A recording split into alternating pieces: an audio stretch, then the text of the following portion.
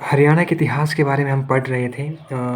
इससे पहले 2 वीडियो हम कर चुके हैं। 2 वीडियो में हम हरियाणा का इतिहास पढ़ चुके हैं और हड़प्पा सभ्यता हरियाणा में कहाँ-कहाँ पर थी, उसके बारे में हम कर चुके हैं।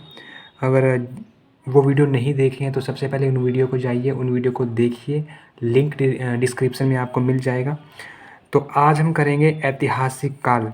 और ऐतिहासिक काल में हरियाणा को किन-किन भागों में बाँटा गया है, क्या-क्या चीज़ें हमें यहाँ पर पढ़ने को मिलती है, यहाँ क्या-क्या चीज़ें हमें यहाँ पर देखने को मिलती है, उसके बारे में हम पढ़ेंगे। तो ऐतिहासिक काल को हम 2 भागों में बाँट सकते हैं, एक है वैदिक काल, एक है उत्तर वैदिक काल।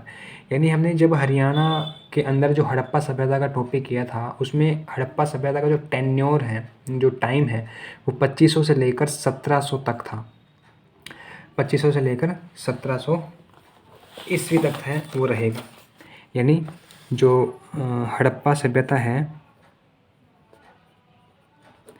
जो हड़प्पा सभ्यता का जो टेन्योर है वो 2500 ईसा पूर्व से लेकर 1700 ईसा पूर्व तक है वो रहेगा। इसके अलावा जो 1700 से लेकर 1000 ईसा पूर्व जो रहेगा वो रहेगा वैदिक काल। और 1000 ईसा पूर्व से लेकर 600 ईसा पूर्व तक रहेगा उत्तर वैदिक काल। उत्तर वैदिक काल, इस वैदिक काल को हम बोलते हैं पूर्व वैदिक काल भी बोल सकते हैं। पूर्व वैदिक काल, पूर्व वैदिक काल या फिर ऋग वैदिक काल भी इसको हम बोलते हैं। तो हड़प्पा सभ्यता का जो टाइम है वो 2500 से लेकर 1700 तक रहेगा। 1700 लेकर 1000 तक वैदिक काल या पूर्व वैदिक काल, या फिर इसको हम बोलते हैं ऋग वैदिक काल। 1000 से 600 तक रहेगा उत्तर वैदिक काल। तो इतिहास को हम 2 भागों में बांट सकते हैं, वैदिक काल और उत्तर वैदिक काल। यानी 1700 लेकर 1000 तक तो वैदिक काल, और उत्तर वैदिक काल यानी 1000 से लेकर 600 ईसा पूर्व तक। तो वैदिक काल में हरियाणा को हम सप्त सिंधु के नाम से भी जानते हैं। तो ये क्वेश्चन कई बार आ जाता है एग्जामों के अंदर कि हरियाणा को हम सप्त सिंधु के नाम से किस काल में जानते हैं, तो वैदिक काल में। इसके अलावा वेद की अगर हम बात करें, वैदिक काल के अंदर वेदों की रचना हुई थी। तो वेद कितने होते हैं? 4 होते हैं, ऋग्वेद, सामवेद, यजुर्वेद, अथर्ववेद। ठीक है, ये क्वेश्चन आता है कि वेदों की संख्या कितनी होती है? 4। सबसे पुराना जो वेद है वो है ऋग्वेद। ठीक है, ऋग्वेद की अगर हम बात करें, ऋग्वेद का जो उपवेद है वो कौन सा हो जाएगा? आयुर्वेद। ऋग्वेद का पाठ करने वाले को क्या बोलते हैं? होत्री बोलते हैं। सामवेद की अगर हम बात करें, सामवेद के अंदर हमें संगीत का वर्णन देखने को मिलता है।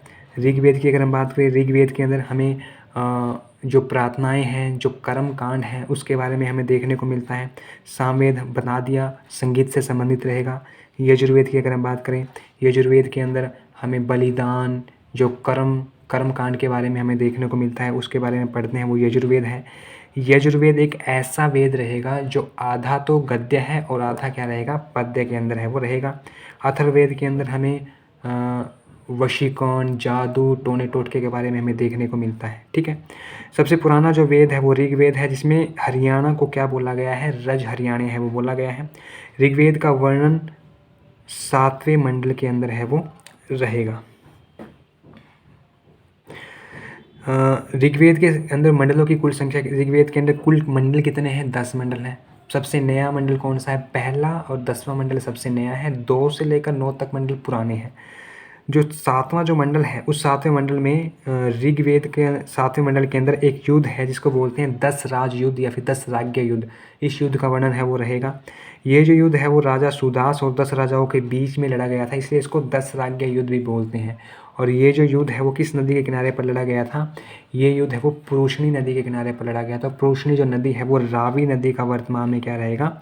नाम रहेगा। ठीक है, तो सुदास ने सब सिंधु प्रदेश में राज्य विस्तार कर लिया। यथाति ने अपने बड़े पुत्रों से असंतुष्ट होकर हरियाणा का पैतृक राज्य अपने बेटे पुरु को दे दिया। सुदास ये भारतवंश का अंतिम महान शासक था। सुदास के बाद तुत्सु का पतन है वो होने लगा। जो हारे हुए राजा थे उनमें राजा पुरु भी था। हरियाणा के प्रतापी राजा पुरु ने पौरव या पुरुवंश की नींव डाली। पुरुवंश के राजा दुष्यंत और शकुंतला के पुत्र भरत की गणना महाभारत में वर्णित 16 सर्वश्रेष्ठ राजाओं में होती है। राजा भरत के नाम पर ही देश का नाम क्या पड़ता है? भारत है वो पड़ता है। और क्योंकि इन्हें बचपन से ही बड़े बड़े राक्षस और दानव और सिंहों का दमन किया था, और अन्य समस्त वन्य और पर्वत पशुओं को भी और सहज ही परास्त कर अपने अधीन कर लेते थे। राज्य पद मिलने पर भारत ने अपने राज्य का विस्तार किया, पर स्थान पर हस्तिनापुर को अपनी राजधानी बनाया और भारत का विवाह विदर्भ राज की 3 कन्याओं से हुआ था। उत्तर वैदिक काल में हल को सिरा और हल रेखा को सीता है वो कहा जाता था। तो यहाँ से जो क्वेश्चन बनता है एग्ज़ाम के पॉइंट ऑफ व्यू से, वो क्वेश्चन बनता है कि ऋग्वेद के किस मंडल में दशरथा के युद्ध का वर्णन है, तो वो 7वें मंडल के अंदर है वो रहेगा। ठीक है, 7वें मंडल के अंदर जो दशरथा के युद्ध का वर्णन रहेगा। ये युद्ध किन किन के बीच में हुआ था? ये युद्ध राजा सुदास और 10 राजाओं के बीच में हुआ था। इस युद्ध को जीता किसने था? राजा सुदास ने। ये युद्ध किस नदी के किनारे पर लड़ा गया था? तो पुरुषनी नदी के किनारे पर लड़ा गया था। और पुरुषनी नदी को वर्तमान में कौन सी नदी बोलते हैं? रावी नदी है वो बोलते हैं। ठीक है, तो आज की इस वीडियो में बस हम यही टॉपिक है वो करेंगे, क्योंकि इससे अगला जो टॉपिक है वो काफ़ी इम्पोर्टेंट टॉपिक है महाभारत के बारे में। और ये जो टॉपिक है वो काफ़ी इम्पोर्टेंट है एग्ज़ाम के पॉइंट ऑफ व्यू से, और यहाँ से बहुत सारे क्वेश्चन हमें देखने को मिलते हैं। तो इसके लिए हम अलग से वीडियो है बनाऊँगा। तो आज के लिए बस इतना ही। तो वीडियो अच्छी लगी हो तो वीडियो को लाइक करें, कमेंट करें, शेयर करें और चैनल को सब्सक्राइब ज़रूर करें। और बहुत ज़्यादा वीडियो आपको यहाँ पर देखने को मिलेगी। तो जय हिंद, जय भारत।